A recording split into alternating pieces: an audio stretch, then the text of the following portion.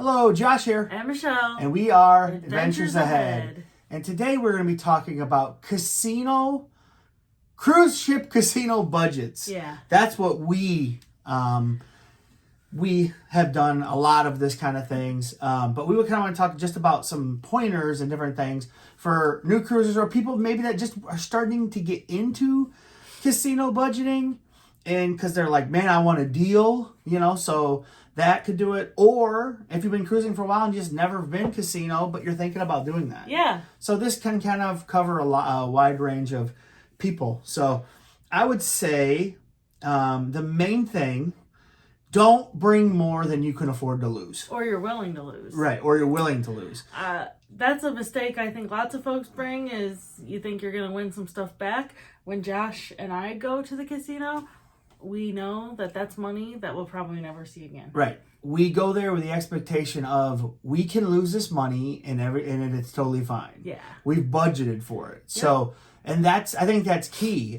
You don't want to go on there. And I've talked to people, believe me, just like regular strangers on there that have charged thousands and thousands of dollars on their sign sale and didn't even realize it. Yes. And you don't want to do that. Because then you don't want to leave vacation on debt. Yeah. Or in debt. So our recommendation would be is if you do charge it, make sure you have money at home to pay your sale and sign off. Mm-hmm. We personally like to bring cash or we definitely have money to pay off our casino budget when we get home. I mean, when you get there, if you wanted, you could pay money on your sign sale and put it on there and then use that and then I just don't recommend charging on your sign and sale in the casino because you can lose track very easy. Yeah. Do we charge in the casino? Yes. Yeah. Very limited basis though. Yeah. Strategically. Very, yes. So one of the things that I like is we typically book every cruise as a casino offer. Yes. So we get those because, really Josh has great deals because of his play and how many points he's got. Yes, it's all about the points. Cruises. So what that means is we each usually have some amount of free play when we book. Yeah. I don't really take that into account when budgeting. Right, because free play can fly out the window because sometimes you're maybe playing a little looser with it. You're like, bet a little more, blah, blah, blah, because it's free play. Different things like that. So we try not to count the free play into our budget. Like it's basically just extra on top of it for us.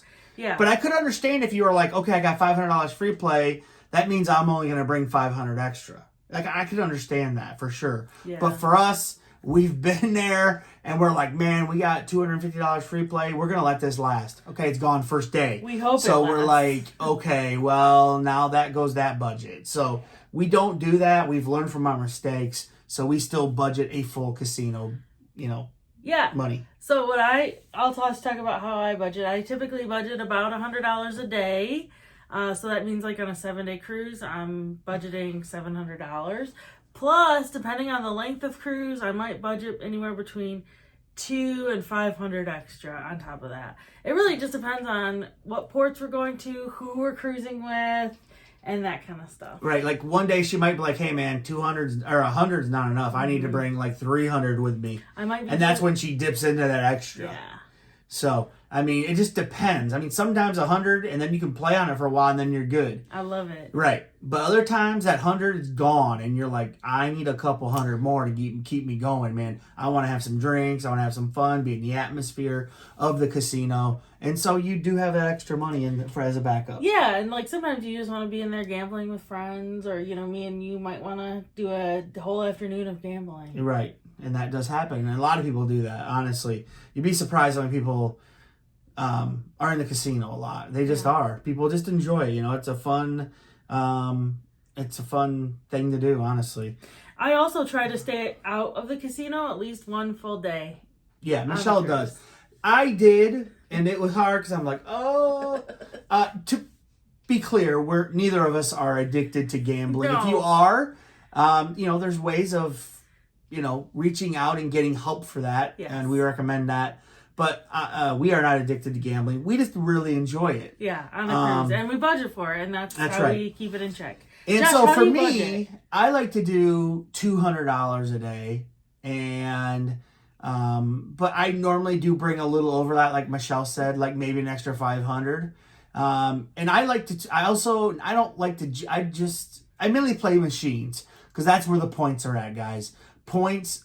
Machines are the points. Table games are fun, and I do play cards. I play Let It Ride, and we haven't done it in a while, but sometimes we do enjoy a round of to a roulette. Yeah. But you're not gonna make a lot of points off of that, guys.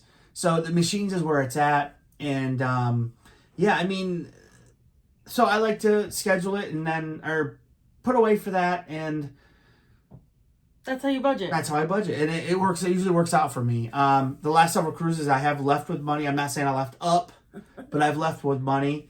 And I have won though. I mean, Yeah. also I want to talk about a couple things about the casino. With the budget, our Alexa is going off right now. Yeah, I don't Somehow it heard me talking. But if you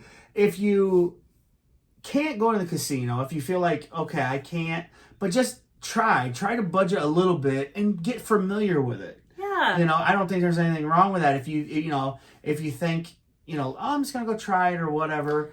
Some people are more cautious, and I would say, like, just make sure you understand your bet, and, like, if you're curious, do the lowest amount and see what that is. And if you're, it's all about having fun. Yeah. And if you're not having fun, then get out of there. Once it stops being fun, I'm out of there. Right. And also when some people just stay in there angry. Yeah. And it's horrible. That's no fun. Anything else you would like to say, Michelle, about this?